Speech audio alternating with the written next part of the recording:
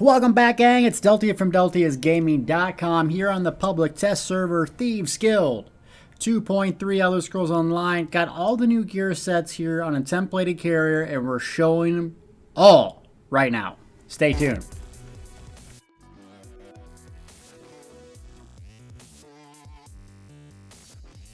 First setup is probably the most powerful PvP set I have ever seen, and that's the Vicious Death set.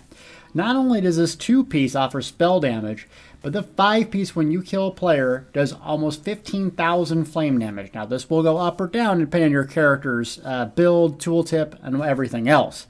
But when we use this in-game, it was absolutely incredible. So I can imagine this probably not making it to live.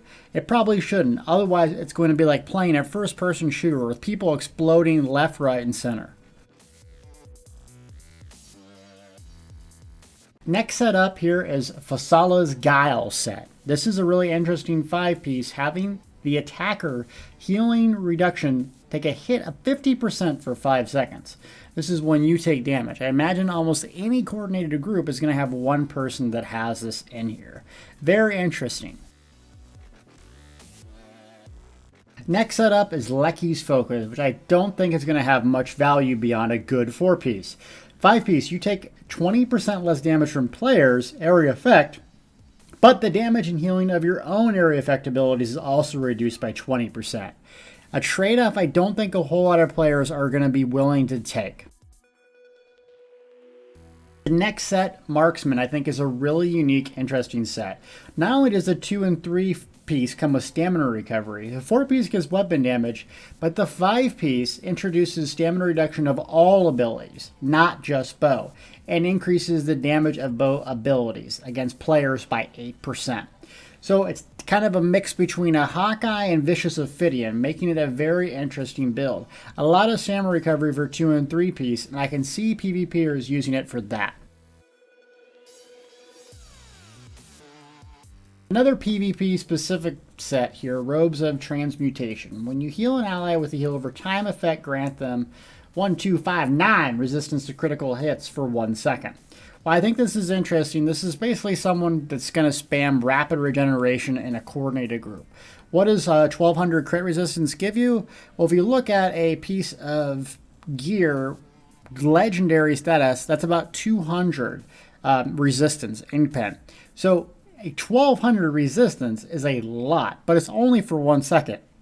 So unless you're going to spam mutagen all day left and right and center, I don't find much value in this 5-piece. The Warrior's Fury set is a heavy armor PvP set that gives you weapon damage for 6 seconds and can stack up to 20 times, giving you almost 600 and probably over 600 if you get critically hit a lot. So I imagine people zerg diving with this, doing steel tornadoes back at their enemies might be cool. But considering that it's heavy armor only and it's weapon damage only, I don't know if I'm going to use this in some of my builds.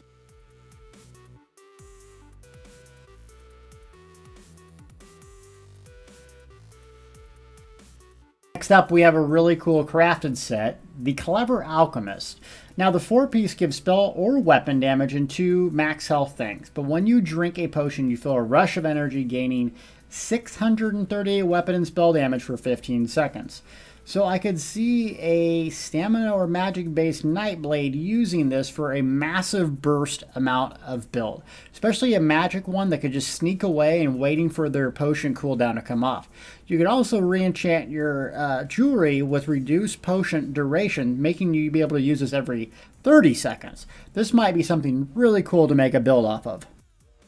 All you stamina dodge rollers out there, get excited because we have the Eternal Hunt set. When you dodge roll, you leave behind a rune that detonates when enemies come close, dealing 7079 magic damage and immobilizing them for 1.5 seconds.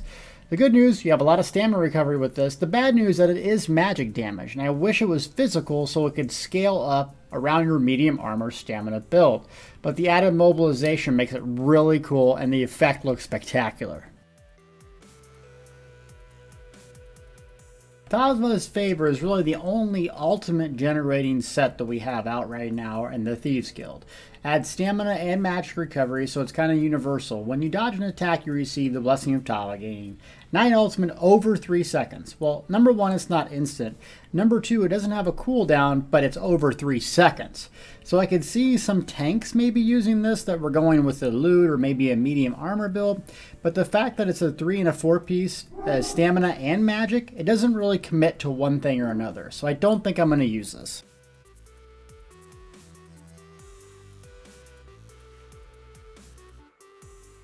The Moondancer set and the subsequent sets that you get in PvE during the new trial are focused off of synergies. But look at this 3-piece. Grants Minor Slayer, causing your attacks to deal 5% to boss monsters. That is fascinating. When you activate a synergy, gain either spell damage or magic recovery for 30 seconds. But you can only have one, and it's random. So do I think this is best in slot right now? No, considering that Julianos is going to give you a constant buff. But for hardcore PvE raiders, that 5% more damage might outweigh the Julianos setup. We'll have to see with more testing. Very cool set. Next setup, we have the Bahraha's Curse. Pretty interesting. The 4-piece take 40% less damage from traps. Okay. But the 5-piece makes a set. Your damage abilities have a 25% chance to desecrate the ground 5 seconds, snaring the enemies and doing magic damage once every 1 second, and healing you for the magic damage done. When we tested this set, the damage looks 830, doesn't look that good.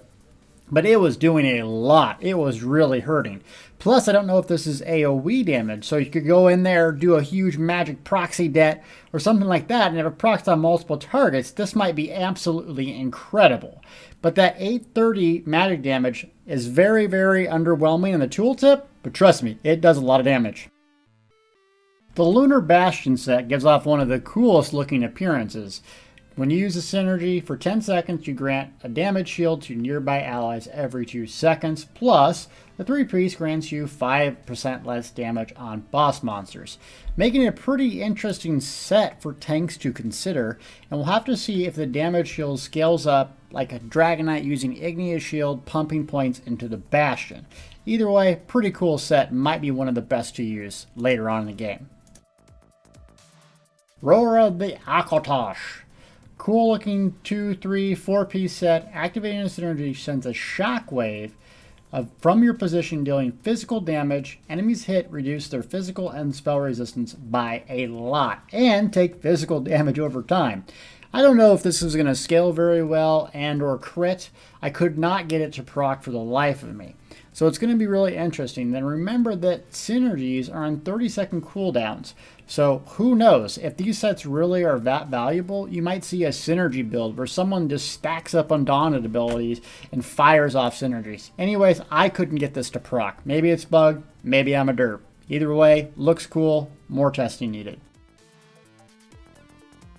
The Serpent Spirit set has an interesting 4-piece. Take 20% less damage from guards. Okay. The 5% with dealing poison damage you call it Burst of Lamia poison damage, and it does damage up front and over time. For the life of me, I could not get this to proc. Now, I was using it on another player. I don't know if it's AoE, and I don't know if that damage scales with the Thaumaturge. But it doesn't seem that valuable considering the other sets produce a lot more damage. So, until I test this further, I don't think it's that good. Welcome to the freak show set in the game, Twilight Remedy. Not only does this give you a 3-piece, taking less damage for boss monsters, magic recovery, and spell damage. I'm going to read this. When other players activate your synergies, they heal themselves for 18,000 over 10 seconds and gain minor force, increasing their critical damage by 12%. This is absolutely mind-boggling insane. They will, meaning PvEers will have builds centered around this. Not only that, what if this works in PvP with Dragon Knights and Pales, even using the Radiate Taunt? 10 seconds of minor crit or minor force, 12% crit, and the massive amount of healing this does? Wow, this might be a little bit overpowered.